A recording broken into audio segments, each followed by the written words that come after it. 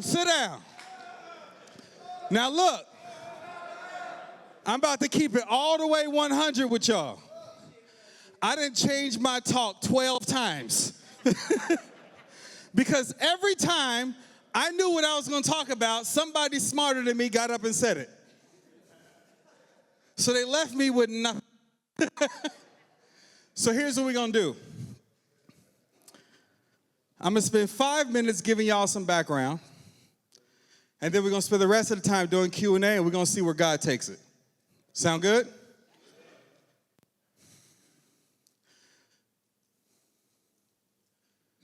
My specialty is in identity reconstruction and emotional healing. And I'll get into that in just a second why.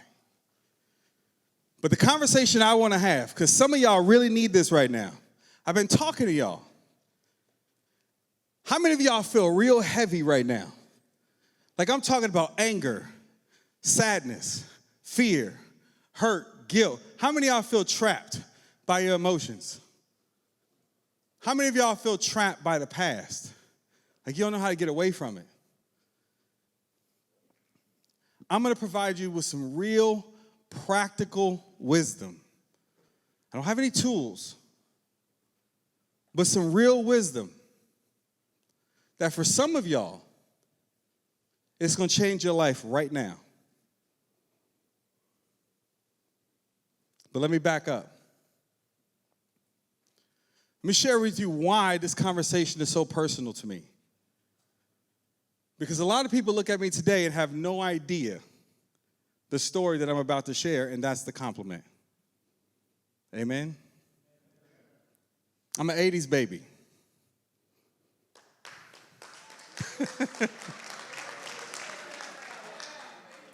Grew up in the crack era in Oakland, California. Right when crack hit the street. My mom got addicted to crack 6 months after I was born. As a result, I went to 14 schools growing up. I was a new kid every year. We went from crack house to crack house, homeless shelter to homeless shelter. The shit was so normal, I thought everybody lived in a crack house. I watched people overdose. I watched my mom smoke crack in my face. I watched people get killed. I watched people get stabbed, all before my 8th birthday. During that time period, I was molested, and I was held for ransom by a drug dealer my mama owed money to. And then one day, she took me to my grandma's house. How many of y'all got that grandma or grandpa or that auntie, right? That safe space.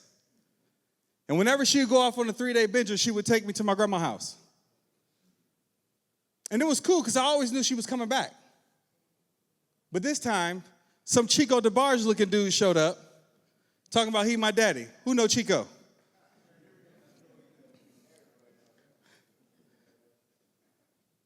And I'm looking at this man, and he talking about, I'm your daddy, you coming to live with me. And I'm like, no, I ain't.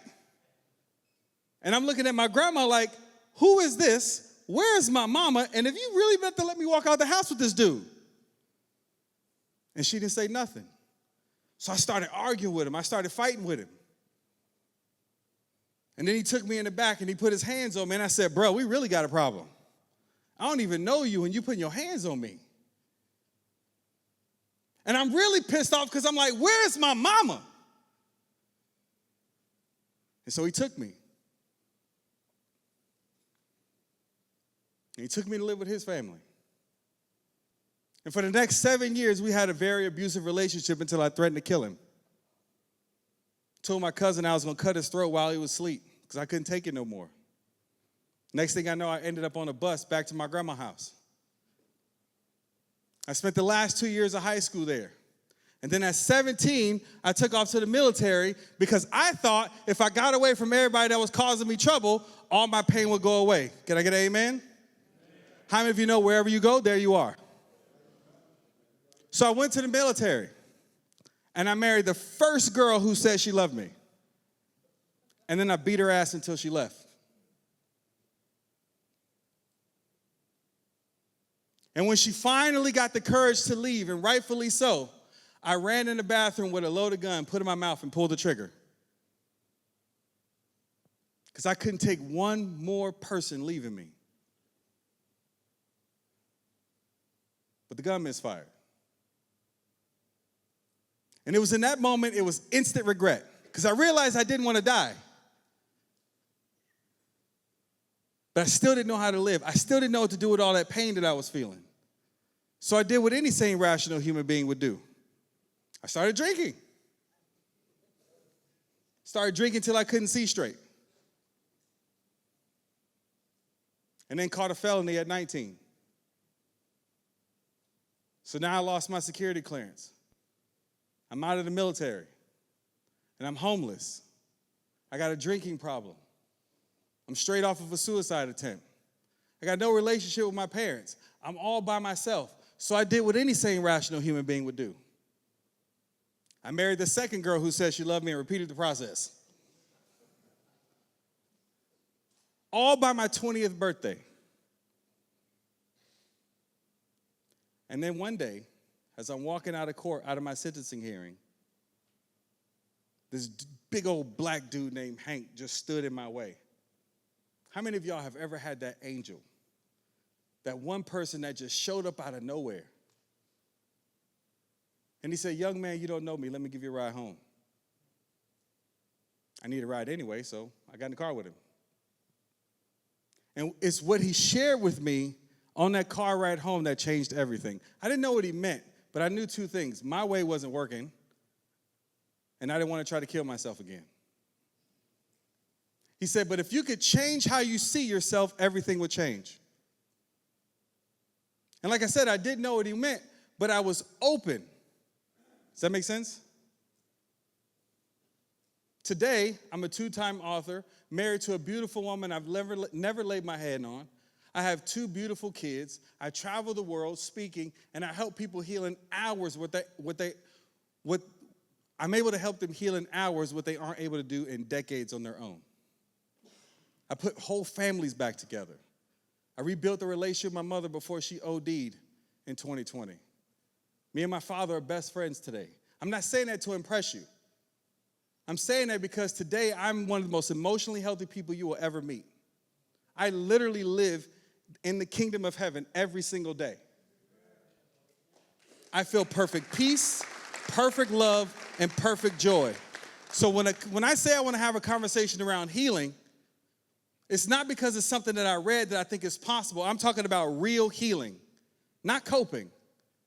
Because coping is like having a trash can full of shit sitting in your living room learning how to deal with the smell. That's not what I'm talking about. I'm talking about jumping in that trash can with Clorox and bleach on a Saturday morning and scrubbing it out with Marvin Gaye playing and your mama standing behind and you telling you missed a spot. That's what I'm talking about. But that requires more commitment and courage. Are y'all with me?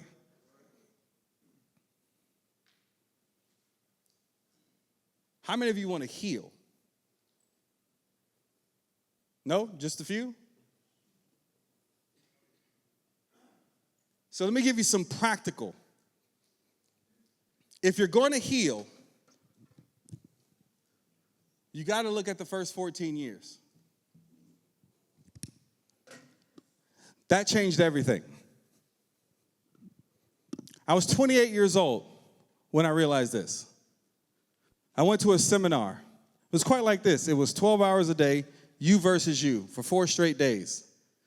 And they traced my abuse towards women all the way back to that day when I was 8 years old.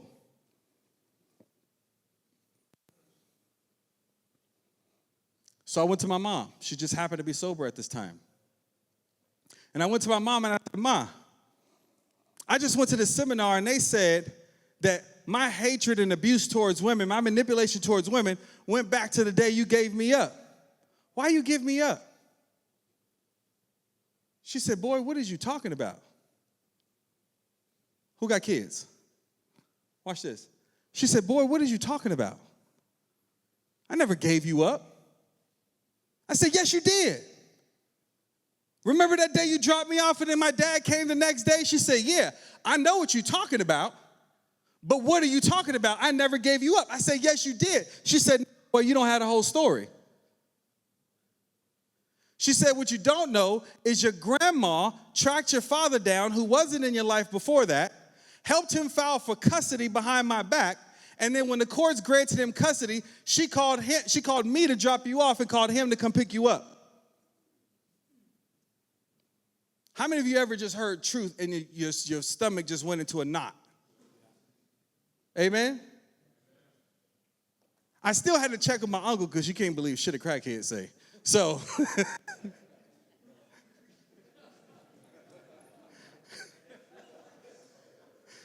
so I went to my uncle and he said, yeah, that's exactly what happened. I said, wait. So you saying I was never abandoned? Because how does an 8-year-old process that? How does an 8-year-old process his mom dropping him off and then some strange man coming back to pick him up the next day? And nobody tells him nothing. Because in our family, I don't need to explain myself to a child. Anybody else? Here's the challenge. Remember they were talking about meanings earlier? Children are meaning-making machines. And if you don't correct that child's meaning, then they grow up with the hate. They grow up with the sadness, the anger, the hurt, the guilt, because you left it up to a child to decide what something means. Does that make sense? Imagine going into a courtroom and the judge is 8 years old. The jury is 8 years old. The prosecutor is 8 years old. The eyewitness is 8 years old. And there's no defense attorney, no cross-examinations allowed, and you're the one on trial. How fair of a trial would that be? Who know they're going to jail? I'm saying that because everybody in here has convicted themselves, judge, jury, and executioner, that they're not worthy, that they're not deserving, that they're not good enough, solely based on the eyewitness testimony of a child.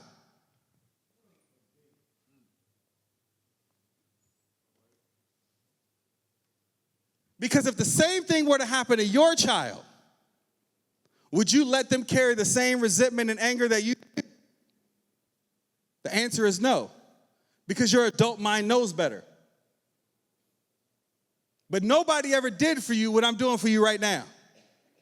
See, people always ask me, Steve, shouldn't you validate a child's feelings? Or Elijah, shouldn't you validate a child's feelings? My answer, no. Because feelings come from thoughts. And if I validate the feeling, then I validate the thought that caused the feeling. Are y'all with me? So even if my child says, well, I feel unsafe. Yes, baby, I understand you feel unsafe. But here's the thing. Are you? There's a difference. Some of y'all still carrying anger and resentment and sadness from those first 14 years, but it's because you're looking at it through a child's eyes. You're not seeing it from an adult perspective. That's why you're still mad at your parents and you're 38, 40.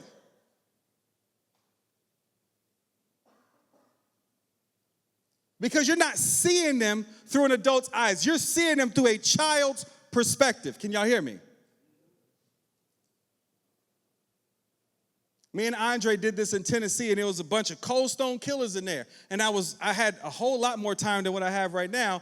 And he said, well, I'm angry because my mother gave me up for adoption. I said, so you angry, and in that anger, you decided to take somebody's life. So now a grown man is doing a child's time. I said, but let's rewind, because you're still looking at this through a child's eyes.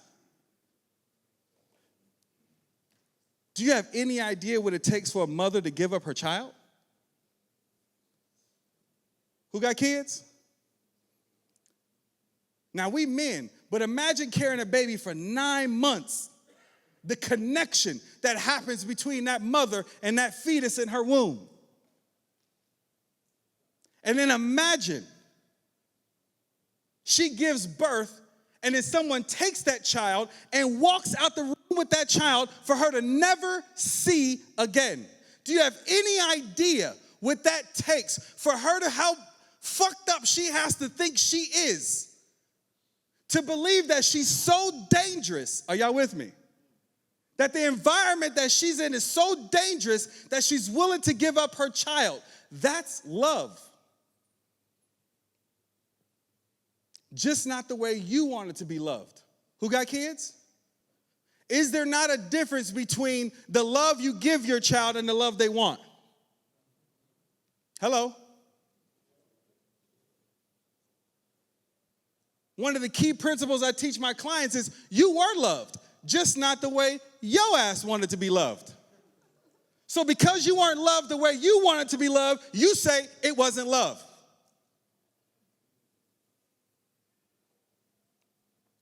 And then you have the nerve to make your mama or your daddy's struggles about you.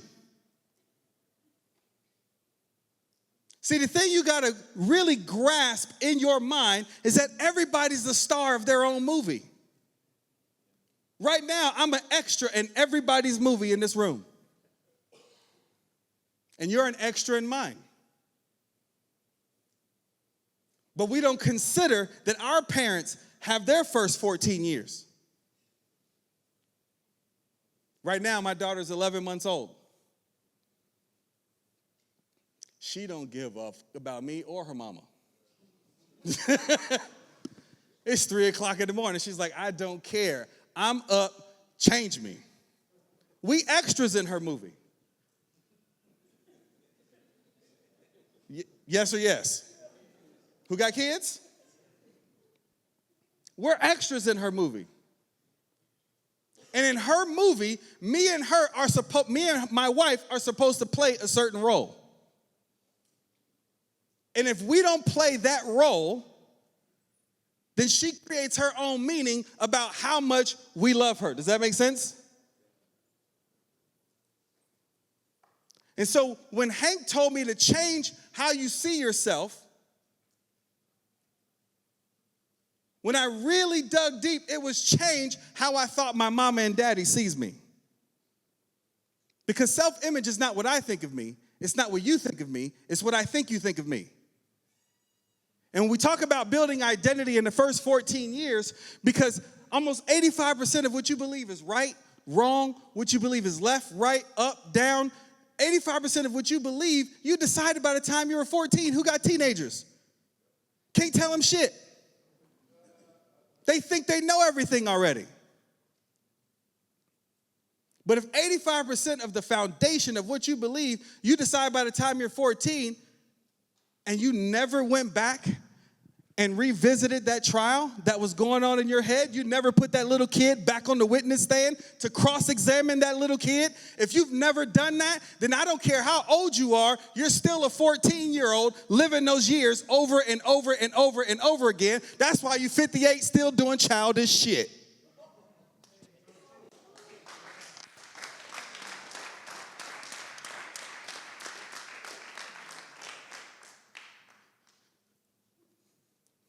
Telling me to wrap it up. Questions?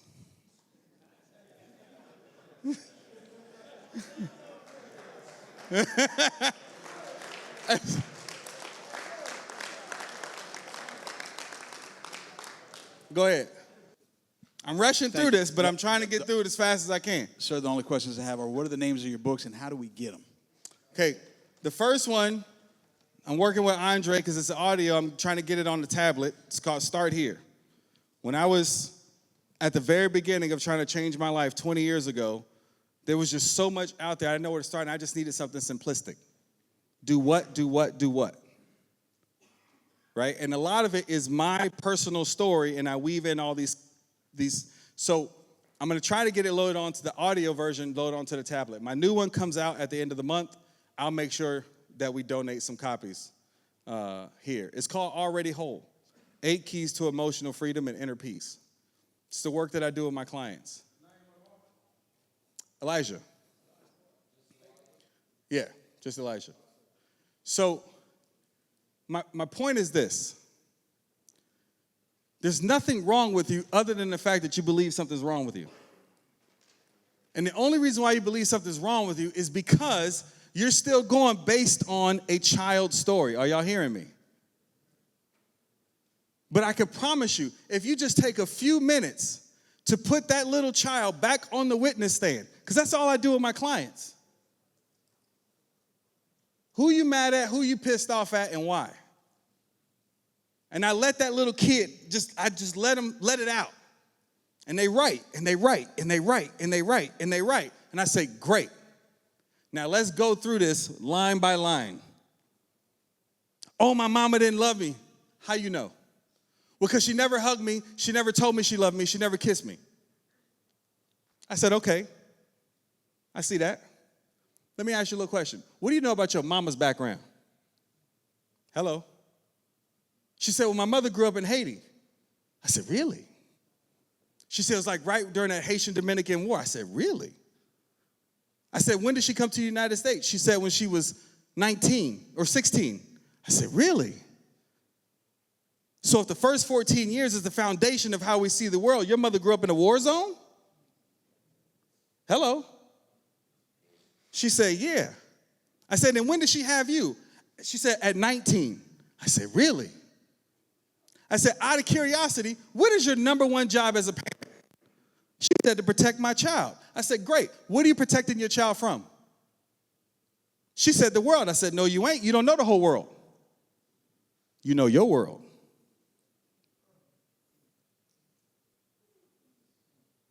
So how many times do we pass down our trauma to our children and call it protection? Your child gonna already get their own shit, but now they gotta carry your shit too.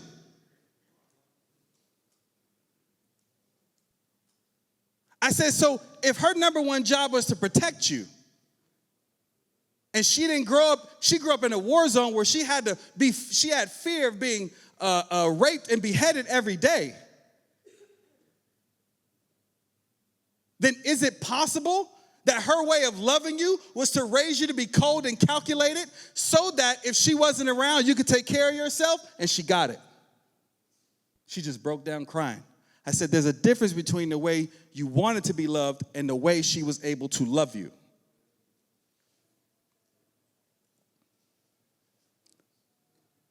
So one of the biggest breakthroughs in healing for a lot of you, because you're out here trying to solve problems.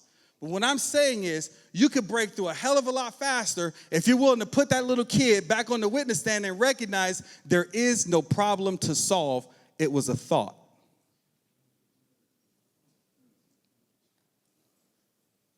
It was a thought.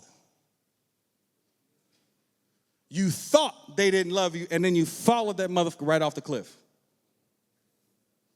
But if we go back and rewind, we'll realize that wasn't reality. It was your thought. Last thing, when I say about thought. I asked the guys earlier, I said, how many of y'all had an opinion about Mike Lindell before he got up and started talking? They were like, yeah. I said, how many of your opinions changed about Mike after he was done talking? They were like, yeah. I said, that's because you never met Mike. You only knew your thoughts about Mike. I've never met my wife. I've never met my wife. I've only ever met my thoughts about my wife. Because who she is with me is different than who she is with our daughter by herself. It's different than who she is with her dad. Are y'all getting this? You create people with your own thinking. I don't know her. I only know my thoughts about her. We didn't know Mike. We only knew our thoughts about Mike before he got up and spoke. Are y'all with me? So we created him in our heads. And then you filtered everything he said through whatever creation you had and manipulated his words to fit your model of the world. And you've been doing that since you were a kid. There's nothing wrong with you. Besides the fact that you think something's wrong with you.